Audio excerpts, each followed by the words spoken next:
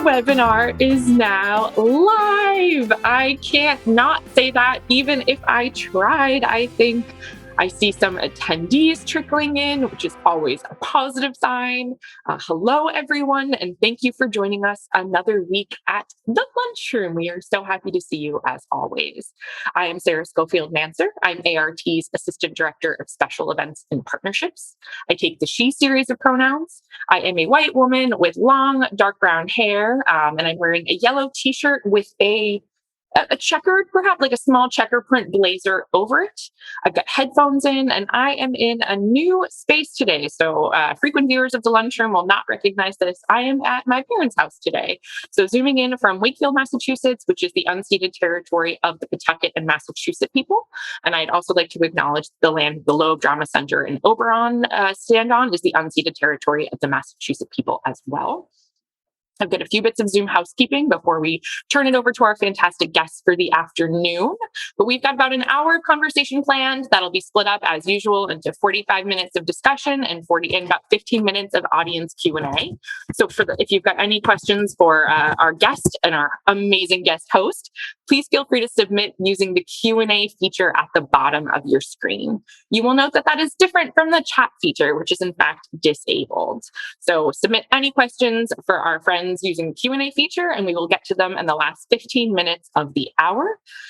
Additionally, if you'd like to turn on some automatic subtitles, you can do that by clicking the little button at the bottom of your Zoom screen. It's got 3 dots and says More, and it should give you an option to either turn on live transcript or subtitles, depending on the edition of Zoom that you've got on your personal computer. Finally, my last bit of Zoom housekeeping, and certainly not my least, we have our ART Audience Compact that we read at the beginning of every event, virtually and then eventually in person. And that is that the ART is unequivocally opposed to hate, and we center anti-racism as a core value. We expect everyone in the ART community, including our audiences, to uphold these values. And as such, we will not tolerate anti-Blackness or racism of any kind in our buildings, nor at our online events.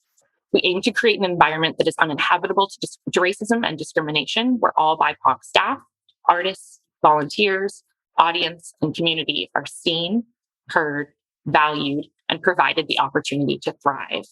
This work is only possible when we do it together, so thank you for being our partner in it. Amazing. So I'm going to give that a moment to absorb for everyone before I introduce our guest host to come on camera with me. Julia Shochnick, who's ART's anti-racism engagement co-lead. I'd love to have you join me on screen in the lunchroom. Hi, Julia. Hello. Oh, it's your first appearance. Debut. I love it. It makes me so happy. We are so happy to have you today and so lucky and fortunate to have you and our fantastic guest here. Without further ado, I'm going to go off screen and let you sort of take over the conversation for the next 45, but I'll come back for Q&A at the end of the hour. Enjoy the conversation, everyone. See you in a little bit. Thank you, Sarah. Hello, everybody. So excited to make my lunchroom debut. I was so excited when Mark asked me to do this because I'm a huge fan of the lunchroom. But just to introduce myself, my name is Julia Shochnick. I use she, her, hers pronouns. I am a Latina woman, and I've got a white shirt, and I really brought my jewelry game today. I've got red serpent earrings, some gold chains. We've got black curly hair, and I'm sitting in my home office, which is really just my bedroom. So pretend you can't see my bed over there with my new kitten who's taking a little nap, and I'm sure he'll bother us during this. And I am calling into you from the unceded land of the Massachusetts people in Brookline, Massachusetts, which is about 20 minutes from the ART, the Loeb Drama Center, on this beautiful 79-degree day. And with that, I would love to bring in my friend and our honored guest, Paulo. Paulo, you want to come join me? Hello. Yes. Hello. This is so exciting for me. So when I got the ask to do the lunchroom, you were the first person I thought of, because I have known you for many, many years through my mom, Luciana, who might be watching. Hi, Mom. Do you want to intro yourself for everyone who doesn't know you as well as I do? Yes, my name is Paulo Arrais. I use he, his, and him as my pronouns. I am a Latino cis man, even though I'm gay, and I'm wearing a beautiful earring. I'm going off as you, Julia, and some reading glasses. And oversized cream shirt. Love it. I know you're calling in from your new home in Revere, which is on the land of the Pawtucket and Massachusetts people, and which I can't wait to see, right by the water. But thank you. I'm so excited to have you here. So I know you are, for everyone, thank you, principal dancer at the Boston Ballet. You're a choreographer, artist, performer extraordinaire. And I thought we could just jump in. So just kind of tell everyone what your introduction to the arts were and your intro to ballet. Yes. So I wanted to be a gymnast when I was little, and I was obsessed with the Power Rangers, and especially the pink Power Ranger. And I told my mom, I wanted to be a gymnast. And so we did some research in my hometown. I'm from Goiânia. It's right in the middle of the country, 2 hours from Brasilia. A pretty big city. It's one of the capitals. And we saw this public arts conservatory. I always like to say that's public because I think it's amazing that a lot of people in Goiânia can go and study music and ballet and other types of dance for free. So she took me there. And they said, no, we don't have gymnastics, but we have ballet. And she was like, okay, that's good enough. He's starting. I fell in love with it because, as we know, there is a stigma on little boys doing ballet. So I was the only one there on the huge school that was free. So my teacher, which is, I like to say that she's one of my moms. She's a mom as well. She took care of me. And she was very excited that I was doing ballet with her. And I had talent. And as a little boy, I got a lot of attention. And I loved it. I was like, oh my God, I love this. And from my mother's side of the family, we have my uncle is an actor. I have artista plástico. How do you say that in English? A painter. Yeah.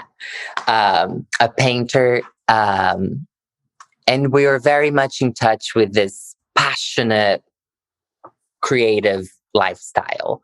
And I think I inherited a little bit. And I just loved it. By 13, I knew that I wanted to pursue a professional career because, you know, the ballet career is a very young career and it's very fast.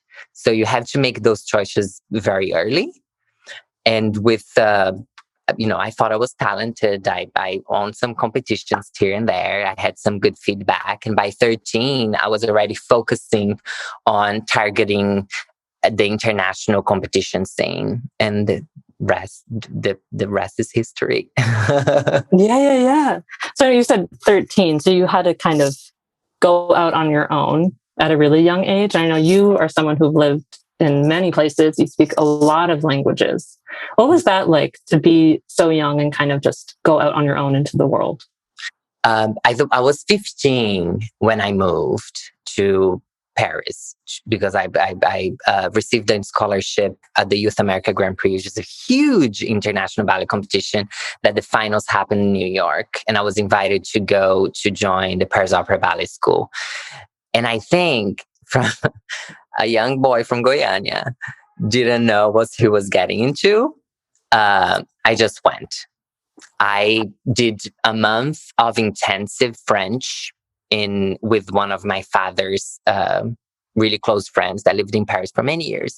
So I was doing private French lessons with her, but it was really the basic, bonjour, the basic. And I packed my bags and I went. I was living in dorms. It was hard, I'm not going to lie. Very, very, very hard. My time in Paris was, first of all, I was the only foreigner in the school at the time. It's a very closed school. It's public, but that means you're only getting if you're French. If you are a foreigner, you have to come in with a scholarship from another foundation. And it was, I met amazing people. I was very lucky. I didn't speak French that well. And my teacher, Jean-Yves Lormeau. He passed away a few years ago. I remember when we stepped into the dance room, the dance class, and there was 7 of us, and he went one by one asking the name. And it was Martin, Florimond, Mathieu. And I said, Paulo. And he was like, oh, where are you from? And I said, Brazil. And he said, oh, and he started speaking fluent Portuguese with me. And he said, I was the director of the National Theater in Rio for 10 years. And in that moment, I was like, wow, that is pretty amazing. So he was a great mentor for me on that first year. And I worked really hard. I was fluent in French in 3 months, but it was a huge, huge, huge culture shock. And to go through that at 15 inspired me a lot. And I have a lot to create from, because as an artist, I like to create from my own experiences, being bad or good. And life is not easy, right? I think we can all say that with this past year, what we faced this past year, it was a hard year. But that's just life. Yeah. I love this because I'm learning so much about you through this that I didn't know, even though I've known you for years. But that's such an important thing when you can kind of find your tribe of people, or the people you can connect with when you are moving to a new place, even if it's a new job. And I love the way that you kind of take those people with you everywhere you go. And especially as an artist, for you, the way you kind of bring that into the way that you create. Yeah. So I think knowing, you're 15, you move to Paris and you have this culture shock, and it completely creates the foundation of your identity. What does that do? Because you've since moved to a lot of places. You've lived in many places. How did that first experience kind of affect you? And I know you've lived in California, you obviously now live here in Massachusetts. What do those kind of subsequent culture shocks do for you? Yeah. How do you kind of adapt to new areas? I tested the water very slowly when I arrived in Paris, and therefore when I arrived in London and Oslo and San Francisco, I was always trying to fit in to that culture that I was entering. I must admit that after that first French experience, the other ones were very easy. I think Paris was where the umbilical cord broke. So that was the most, I would say, traumatic experience. And after it was easy. When I decided to go to London, it was a very different experience. First of all, professionally, I was coming from an amazing institution that still to this date, I'm 33 and I've been a principal dancer for many years. To have the Paris Opera Ballet School on my curriculum, on my CV, on my resume, is a big deal. Mm-hmm. But when I moved to London, I wasn't living in the dorms. I had roommates. We had a flat, and I was living on a very generous scholarship from the Royal Ballet School, and I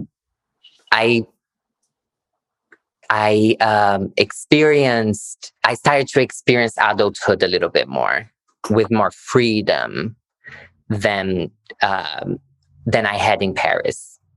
Mm-hmm. So what it taught me was that when you change country, I like to test the waters really slow and see how people are, and don't step on anyone's toes, and just go slow, observe. Yeah. So right.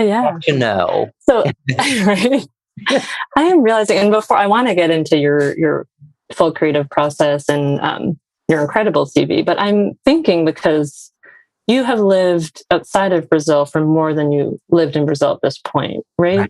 And I know that's the same for my parents. What does that feel like in terms of your own connection to your Brazilian identity? You've been an immigrant more than you've been a citizen. I'm actually cognitively working on and trying to connect with my roots as much as I can, because at some point you lose it. Yeah. And you're like, oh, who am I? You know, of course I'm from Brazil. There is a lot of inequality there. Therefore, there's a lot of crime. So when I go back home, it's not that I can, for example, walk at the beach at 11 with talking on FaceTime. You know, I would need to watch my surroundings because of how the country is, the inequality. And that sometimes my friends said, oh, they even comment, was like, oh, you're acting like a gringo. So it's not easy. It's not easy to be, how to say, like midterm. But it's simply the life I chose. It's crazy, but that's just how it is. And again, trying to always have a deeper look on why things work a certain way, and understanding the other is essential, instead of just being like, oh, my way, you know. Yeah, absolutely. I always think about that because I am everyone gets confused. Is it first generation or second generation? But I'm the firstborn in the US from my family. And there is that in between where you have two identities. And at a certain point, you almost have neither when you have two. And walking between those can be lonely.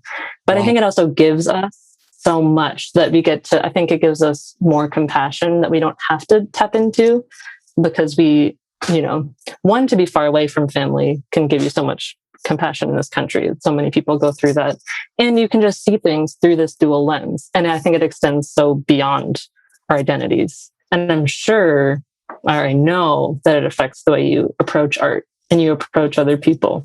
Yeah. In your art. As you said, living in this midterm type of lifestyle, but at the same time, putting it in a positive way, there is so much compassion and understanding, because there is so much experience. We get to experience these both cultures, and it just make us, I would say, culturally rich. Yeah, which is a beautiful thing. It is. I mean, I wouldn't trade it for the world. I feel so much richer for having those. I know this year has been so hard because I feel like it's the farthest I've felt from our culture. Right. But we're going to go back. And I just think it's that beautiful, that in between is such a beautiful space to exist. Yeah.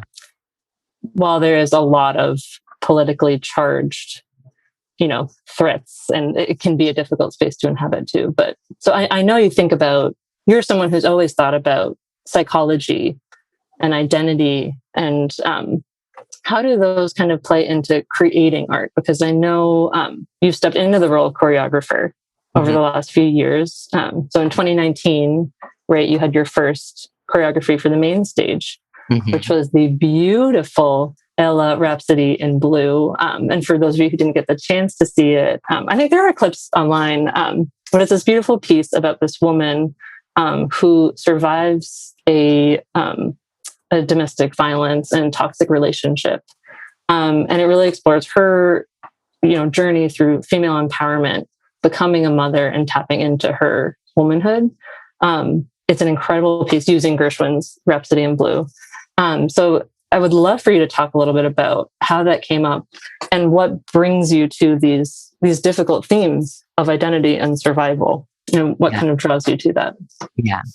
I think I like to create from my own experiences in life.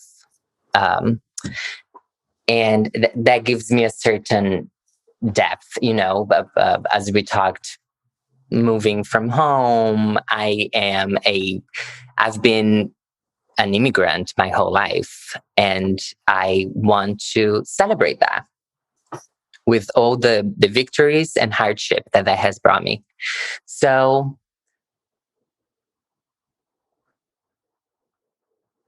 I simply want to tell my stories, which is the story of many, is the stories of a minority,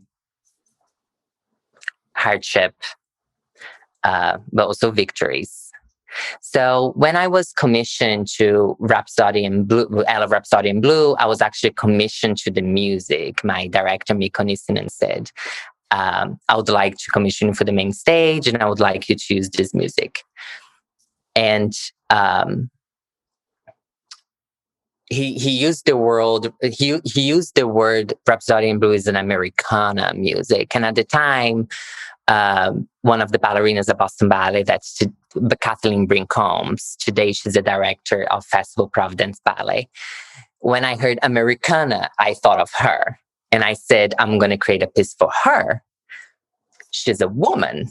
And then I thought of all the amazing, strong woman that inspired me throughout my life, which is my grandma, my friend Ariel Zabo, my best friend Emma Rigby, my 3 sisters, my 12 cousins. I'm the only boy in 13 cousins. And the hardship that woman lives in a patriarchal society, and that we are just programmed to be in. And so I think having those conversations is really important to deconstruct those norms that is really ingrained in us since, young children. And I've experienced a lot of toxic masculinity, especially in Latin America, simply by phrases that I grew up and was normalized. For example, I'm going to say in Portuguese and maybe you can help me translate. Yeah. Briga de marido mulher, ninguém mete a colher. Let's see if I can.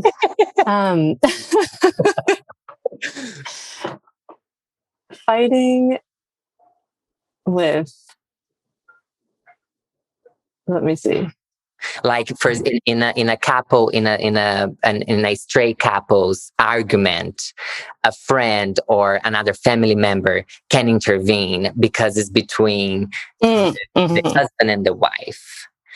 And I come from a really large family where I had aunts that survived domestic violence. So I asked myself and I asked everyone, why not? Like, someone is unsafe. So these normal sayings that I grew up listening to, or I heard people saying for fun, is not okay. And that was the root of my creation. Yeah. I know when you were creating, it was during the time of the Me Too movement. Yes. Right? Yeah. So that was, and it's so wild to think about now, the things that we're like, of course we can openly talk about how we believe women and support women. But at the time, which was just a few years ago, we weren't really having that conversation openly. Did that come up in the rehearsal room? Yeah, because I'm still a cis man creating about a woman. And I think working with 3 ballerinas at the time, Kathleen Brinkholms, Maria Alvarez, and Raquel Buriassi, their input into the piece was just as important as mine, because they lived in that body that is often afraid to walk alone at night. So them talking about those things to me was extremely important because I will never experience it. So have their strong input into the piece was key. Yeah. It's something that's coming up a lot more, or we're having a lot more discussions about in the arts, is kind of who gets to tell certain stories. And, you know, some people are on a certain mindset that only people who have personally experienced things should get to create. And then I personally live in somewhere else on the spectrum that says, I think, kind of what you're speaking to, which is if we can authentically and thoughtfully and responsibly, right, you know, create this open space in the creation process, we can open up who tells certain stories. So I know you said, you know, you're hearing from them about their own experiences. What other things did you set up or use as inspiration, you know, in this leadership role, in this creation role, in order to tell other people's stories? Well, I must admit that I would like to, because I think my age now and how comfortable I am in my own skin, I would like to go to tell my own story now. Because again, tell someone else's story, especially when it's controversial, this is extremely difficult. And I might have felt him here and there. So I tried to create with these three incredible ballerinas that I was working for. And it took a lot of healing from my part to feel comfortable in my own skin, to now start to tell a story from of a gay immigrant Latino man, and I am excited about it. And I look forward to more opportunities. I'm like, Boston Ballet. We'll commission you. I mean, you know, we've had dreams of a theater dance piece that we can create. So me too. We'll follow up on that. But I want to go back to your process, because outside of creating, you know, these very politically charged, controversial topics, or creating works in that world, ballet is such an intimate art form, and dance is, you know, kind of our most intimate art form. How do you set up this space of trust between you and dancers, whether you're the choreographer or as a dancer being choreographed? What does that look like when you're in charge? That's a very interesting question, because we're ballet dancers. We're often known as the people that are extremely disciplined, and to learn that disciplined, there is a lot of disassociation. We are textbook technicians that needs to put our body into certain positions and be extremely precise, and that is the technical part, and rigid and disciplined and hard at times. You know, you can miss class. You have to. You don't have to, but there is especially from being, for example, Paris Opera Ballet School and the Royal Ballet School, we learn to be extremely submissive to our teachers, and is intense high training, and therefore we kind of lose our essence. And step into more of a leadership role right now. I'm trying to find a balance where how can I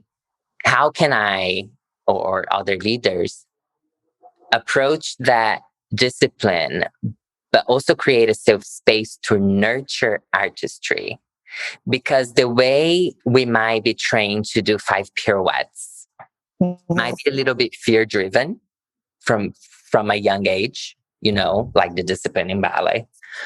But I don't think we can approach the same way when I'm teaching Juliet the poison scene in her bedroom. So I think creating that trust as a coach and allowing the dancer to fail. And as a choreographer, I like to use when I create material and I give it to the dancer, and the dancer is not perfect. I like to use that imperfection because that's the closest that I will get to the humanity of the artist and uniqueness. So that alone is a tool to build trust.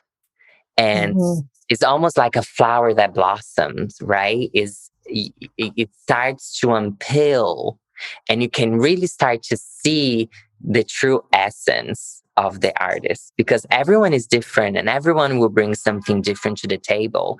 And I always say that this is my belief system and my vision. An artist needs to own the role. You know, as Paulo, I don't want to become Romeo. I want to make Romeo become me. And that's the special part of being an artist. And if I'm a principal dancer, I'm still dancing. So I like to use that experience I have on achieving a successful role, and I like to translate that and give it and pass it away to the young generation coming up. And it's a really beautiful process. A really good friend of mine, Misa Kuranaga, she was a prima ballerina at Boston Ballet for years. Now she dances San Francisco Ballet. I saw her doing Odette Odile, with the lead role in Swan Lake for many years. And one year she asked me, "Can you coach me?" And we stepped into the studio, and I was injured at the time, so I have a lot of time in my hands. It was such a beautiful process. There was this moment where I told her that she was under a spell, and her eyes were tired. She was just swimming on the lake, and her movement was really slow. And when she landed on her entrance, the ballerina does a huge jump, a grand jeté, and she lands very slowly and look up. And I said, what you were seeing is the light of a full moon. An instant, giving those tasks to the artist, you allow the artist to create on their own and express themselves the way they want to. And I think that's the beauty of the art form I perform and I love and I live for. It's interesting. It's so similar to acting in that way. I think your process is so similar to acting, which of course there is. All performance has some of that link, but you were talking so much about how do you use your own self to find that inspiration to bring out, because especially for you, you've played so many recognizable roles. You know, you've been Romeo and Puck and Siegfried and Cavalier and these people who, once the audience comes in, they recognize it. They've probably seen it before. They have their own idea, and you're really drawing on how does Romeo become you? How do you use your own entire self in order to bring that out in the role? How do you kind of do that when you're like, okay, I know I'm playing Romeo. Everyone knows Romeo. How do I make this my own? How do I make this myself? Yeah. I think Romeo was a really easy role for me because I think I'm a sensitive, romantic, lose myself in love type of person. And I think it was such a magical role to play. It was pretty easy. I think in ballet, if you have a good score of music, it becomes easier. I think Prokofiev, the balcony scene, every time I heard that music, I cheered up. And when I cheered up, I said, it's going to be such a good show because I'm going to lose myself in that role. But now and then you get roles that's the opposite of who I am. For example, Onyegan in Cranko's, which is a very hard, older role. When I did it, I think I was 27 or and normally dancers that are 36 or even 40, they dance that role when they're older. And that I really had to be coached to the bone. Even the way I held my head, the body language. Yeah. It was coached, and it was so interesting because 1 hour, I used to tell my friends, I was like, an hour before curtain, I would become Onyegan. So I would practice walking around the theater on that close facial expression with my chin tucked a little bit, with a long back neck, because they told me that doing this is too romantic. So I had to be a little bit colder. Like doing it now. I realized it's true. Yeah, is you become it does. Yeah. More colder. And so yeah, and it's just magical. There is all this process with help of others. I think coaching is so important. Having the outside eye looking and helping you, again, with compassion and room for failure and growth, because when we fail, we grow a lot. It's part of life. Yeah. Did that answer your question? Yeah. Oh, yes. Please. You're taking me so many places. Absolutely. So I'm thinking too, because I just looked at the clock and I'm like, oh my gosh, I could talk about to you for hours, and I will after this too. But I'm thinking about, so obviously this whole past year, I didn't want to start with it because we're all sick of talking about this past year, but it has been so interesting in the arts because we really slowed down our consumption of the live arts, but we also slowed down our pressure to have output for a lot of us. We suddenly all realized like, oh, we don't have to be productive all the time, because to what end? It's not actually affecting our happiness. But I'm so curious because I know how that affected me as an arts administrator, but how did that affect you as an artist and as an arts creator? That kind of slowing down, your connection to the audience, but slowing down your need to create and create. Mm-hmm. Yeah. I think this year it was extremely important for my personal growth, which, as I said, my vision, I create from within. If I become a better person, I will be able, and get in tune with myself more, I will be able to create better work. And we, before this year happened, I was working so much. And there was a level of disassociation when we work so much. It's so important. I found out this past year that it's so important to slow down and not have your worth attached to how much you produce. And for me, success is not about how much I do, but how happy I am. That's like a new goal that this past year really tattooed in my heart. Mm-hmm.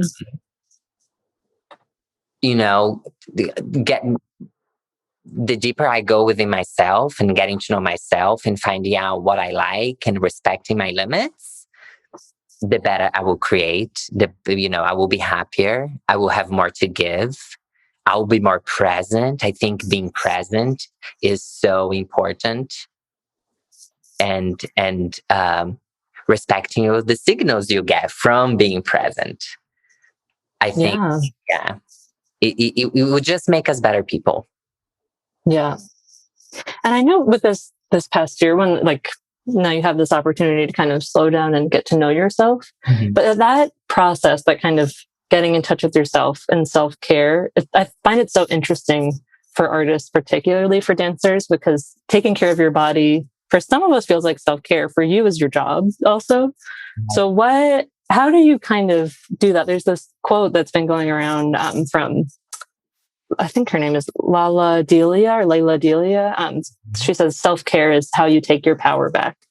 Oh, yeah. And how do you take your power back, especially, looking at this past year and having kind of giving yourself more space to do it? What does that look like for you as someone who uses your body and your emotions for work? Mm-hmm. I think being a 33-year-old principal dancer that has gone through 2 orthopedic surgeries and a few injuries, half of my job is recovery time. I'm lucky I'm an athlete, I would say. Yeah. And I have a team that follows me, a physical therapist, my surgeons that did my 2 surgeries. And recovery is so important. It's part of the job. So and I've experienced this, if you go, you get injured. You disassociate, you're not present, and you get injured. You overworked. So self-care, self-love, respecting my own boundaries is how I get my power back. It's like I'm in a relationship with myself. The most important relationship I can have is that one with myself. So that's how I'm living my life right now. Yeah. It's been so interesting to just, over the past year, figure out what are the things that are actually nourishing ourselves and what are the things that we were doing just on our downtime when we got back from work or we weren't with friends. And I think having that space, it is obviously for you, it's how you are going to, create moving forward. You can't separate all of that. And I know for everyone watching, we're all figuring out what that's going to look like when we're back in person. How do we maintain this relationship with ourselves and taking care of ourselves and thinking about going back in person? You've now been you've been a star in the Boston arts scene for over a decade now. What are the things, because I know the whole arts world, outside of just engagement with the live arts going down, we've been having a lot more conversations about representation and diversity and, really thoughtful and intentional creation and engagement with the arts. What do you want to see in the local art scene that maybe we haven't had before? Representation to the fullest. Yeah. During the quarantine, I created was a quarantine project with the 2 musicians from the Boston Pops, Elita Kang and Jessica Zhao. They approached me and they said, "Oh, we would like to create the White Swan Pa."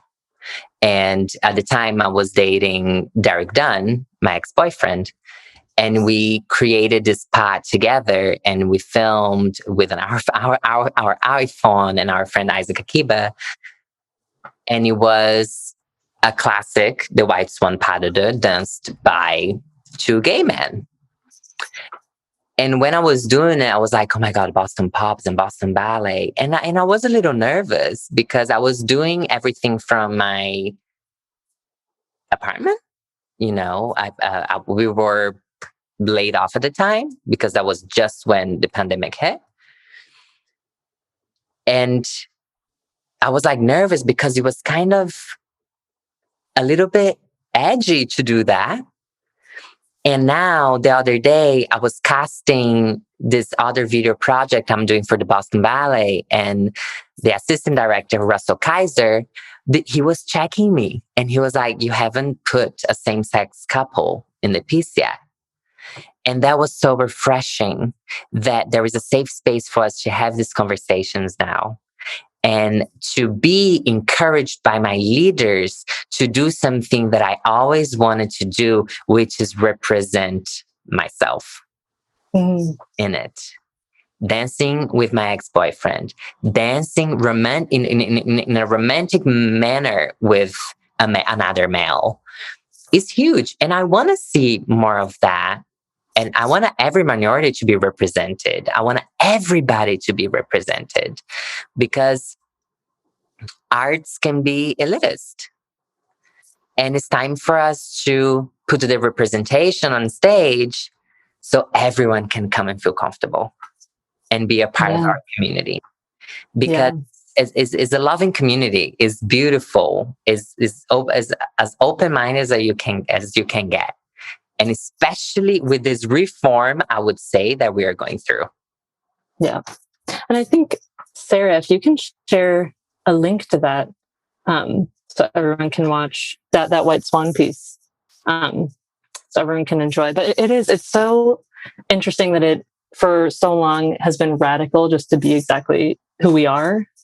For other people to kind of see that, we're like, this is just who I am. I can't take any of this off. But it does become a political act just to kind of represent yourself. But I think that is the thing I'm so excited to see is that we're moving towards not just having representation so that we have it for that one show, but knowing that it makes art better. It makes the actual art that we create better, and it makes our engagement with the art better. Nice. Because more people can see it and it's more honest and it's more full. And I am really excited I'm so excited that you're a part of this change, and I'm happy to be a part of it too. Yeah, I always I like to quote Oscar Wilde when he said, "Life imitates art." Yep. So we need to do those things now. So exactly. we can live in harmony. Exactly. With that, I wonder if I can bring back my friend Sarah so we can do some questions. Here I am. That was so lovely, friends. It was so great to listen to this conversation, and I'm like beyond grateful that you both are here on the lunchroom. So thank you so much. This was so fantastic. And we got some, of course, we have some great questions in the Q&A. And then as usual, I've sort of amassed various ones from some different friends watching through different channels. So I might be juggling between Slack, text, and the Q&A here, but we will, I think, get to all of them. She's a star. We try. We're going to make it work. Paulo, a couple questions for you specifically. So what skills have you learned as a dancer that also make you a good choreographer? And then as a related point, and maybe we can handle this separately so I can refresh, but could you describe how you would go about developing a dance routine or a piece? Yeah. So what skills have I learned? I've worked on many creations my whole career. And as a dancer, I found that I always like to say the choreographer comes with an idea or a vision, and then he translates that to the dancer, and then the dancer translates that to the audience. So the dancer is always that second eye that filters that idea that will deliver to the public. And the dancer has a strong input on that routine. So working with the choreographers throughout my career, I found out that most choreographers didn't like the dancers that wanted I would say the food already chewed. You wanted to chew the food and put your own input and then deliver to the audience that makes a better performance.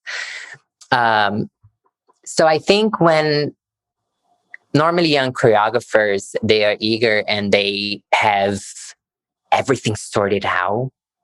They have the piece almost ready before there is that exchange with the beautiful artist in the studio. So I think trusting the dancers the way choreographers trusted me and still trust me is extremely important. Mm-hmm. Yeah. And in terms of developing a routine, I mean, it depends. Technically, when I'm creating to music, we dancers, we're used to counts. And then I can listen to, especially for a short in time in terms of rehearsal, and I need to produce fast. I like to put those counts to the music and come in, teach the dancers the counts, and then let them play with it. And then I can create, I would say, 2 minutes and a half hour. Oh, wow. Yeah, that's how I go about routine. But my favorite is to have a lot of time and talk with the dancer about what I am trying to create from a feeling perspective, and almost let the dancer create, let the dancer marinate those steps, and I think that's more beautiful.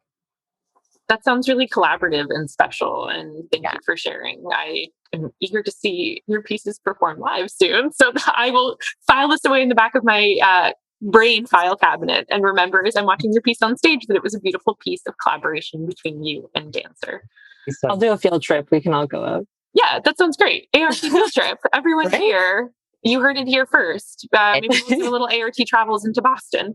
I was just going to say, why not? When our doors are open, I would love to have you both there. That would be so a part of, a part of a rehearsal where I can walk you guys through that. That would be great.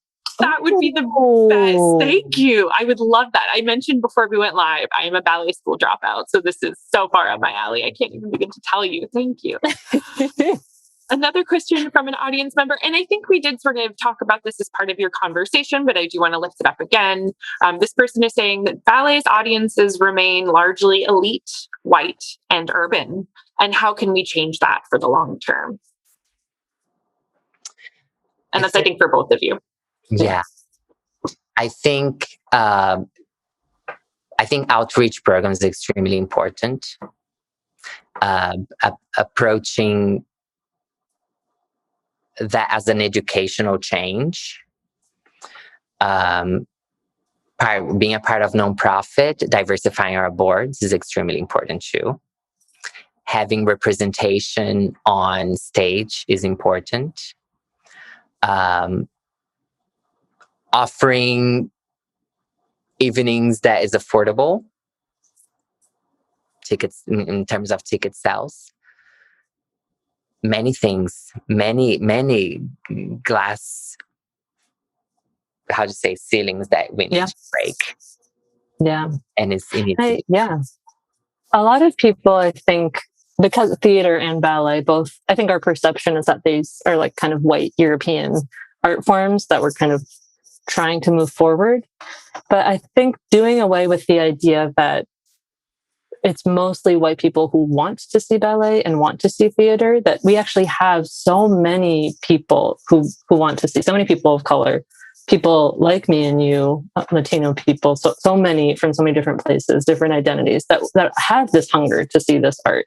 And if they're not in these spaces, it's because they don't feel welcome, or we haven't had these real genuine like engagement efforts to reach them. So knowing that the audiences are there and it's on us and the institutions to form those real relationships, and that it doesn't happen overnight. You're not going to suddenly fill a house with all people of color and change it. And you can't just do it by show. So I think spending time and committing to over the next several years saying, how will I go into different communities and build these relationships and hear from these communities what they want to see and what's keeping them from being there? Because I think for me, it starts with knowing the audiences are there. You don't have to cater to all white people. There are other ways. Mm-hmm. Sort of tangentially related, speaking of sort of like myths and mythology, assuming that it is the majority white folks who would like to watch ballet as a myth there. Paula, can you describe to me one of the biggest misconceptions that you think people have or that you've heard people have about ballet and ballet dancers and dance in general? Yeah, and I can approach this from a Boston Ballet employee, is that, classical ballet is about fairies and tutu and princes.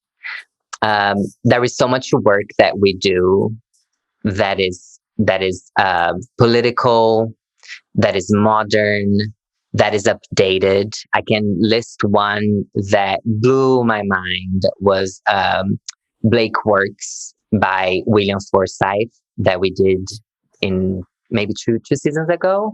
And we're about to do Blake so good. too, which is James Blake's music. So is people love it. He's an incredible musician. And the way Bill creates is stunning visually, architecturally, and mathematical. And I was in the audience watching that piece, and I was like, wow, this is so classical, yet they're dancing to James Blake's music.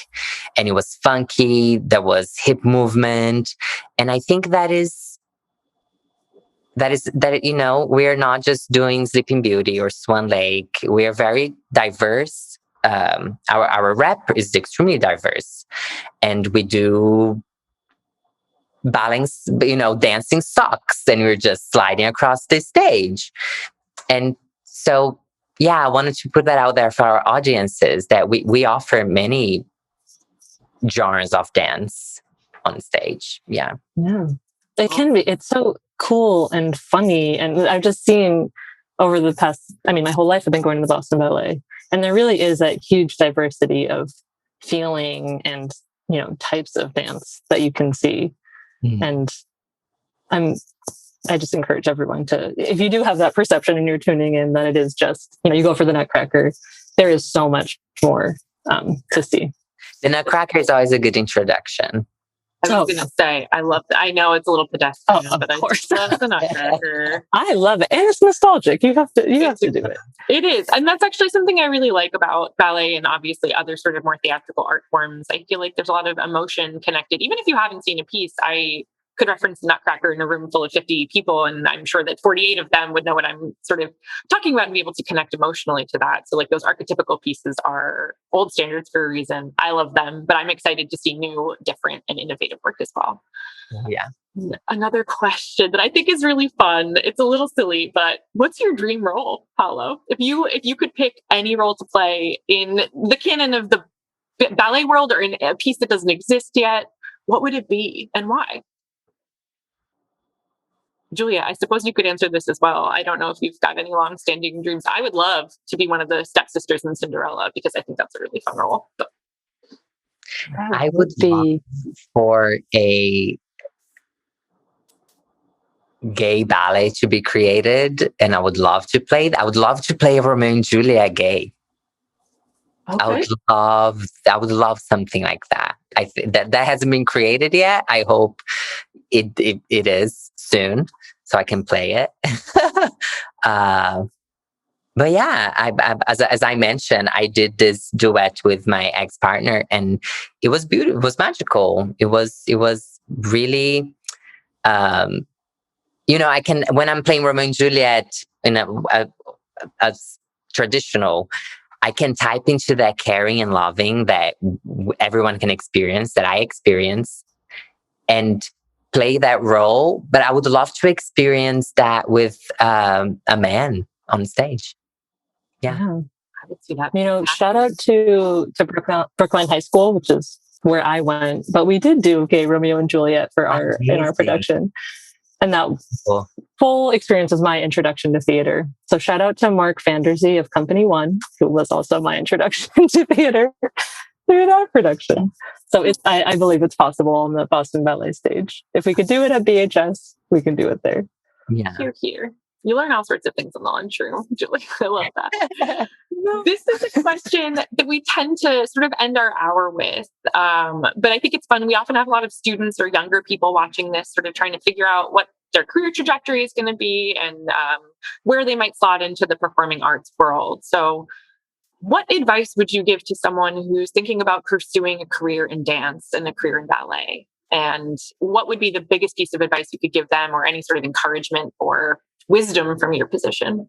Yeah. Being tuned with your essence, know that you're unique, that what you bring to the table, no one else can bring to the table, because you are you, and that's one of a kind. Dream and work hard towards that dream. Who we are nobody without dreams, right? We are driven by dreams. So never stop dreaming. It's such a beautiful thing. It's such a creative thing. Yeah. That's beautiful. Thank you for sharing. If you can believe it, we are at 12:59. We could do this for hours, and I feel like I would be listening actively through 10 p.m. So I hate to cut it short, but I do want to sort of give both of you an opportunity to lift up anything that you would like to for our audience members. I can drop links in the chat, but Julia, if you want to go ahead and plug anything for our friends at home that you'd like to. I don't have my own plugs right now, but I just want to say I'm so grateful. Before I let Paulo plug, I'm just so grateful to you, Paulo, for being here, because I think I've known for so long that he has such a beautiful way of knowing people's full humanity, a beautiful way of explaining things, which we all learned here, but just a true artist and leader in our area. So I'm so grateful that we all got to hear from you today. Oh, it was really a pleasure to be here. And I wanted to tell everyone that this season we did everything virtually at Boston Ballet, and we have our Boston Ballet at Home series, and we just put up our last program, which is playing until Sunday. There is 4 beautiful, beautiful, beautiful films that we created. One by Ken Sola. It's called Zoom In, I believe, and it was created from the Netherlands over Zoom. Another one by Nanine Lenning, which is a beautiful, beautiful, beautiful dance film called La Voix Humaine, which is with a French opera and the story of a woman inspired by the pandemic. And 2 other films, one by John Lam, our own principal dancer John Lam, and Lex Ishimoto, he was a student in school. He won this So You Think You Can Dance.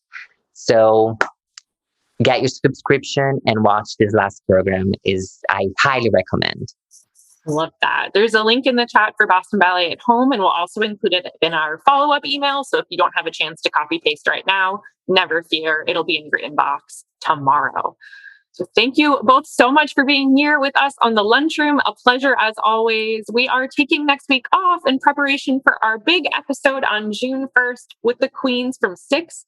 So to be sure to register online and tune in. You can also check out the full suite of ART virtual programming, including our spring celebration on June 5th, featuring Sarah Bareilles, V, Gavin Creel, and more. You can register for free online. I'm going to drop a link in the chat for you to check that out as well. We hope that everyone has an amazing rest of your week, and we will see you in 2 weeks on June 1st. Paulo, Juliet, thank you. I'll see you soon. Thank you. Bye, everyone.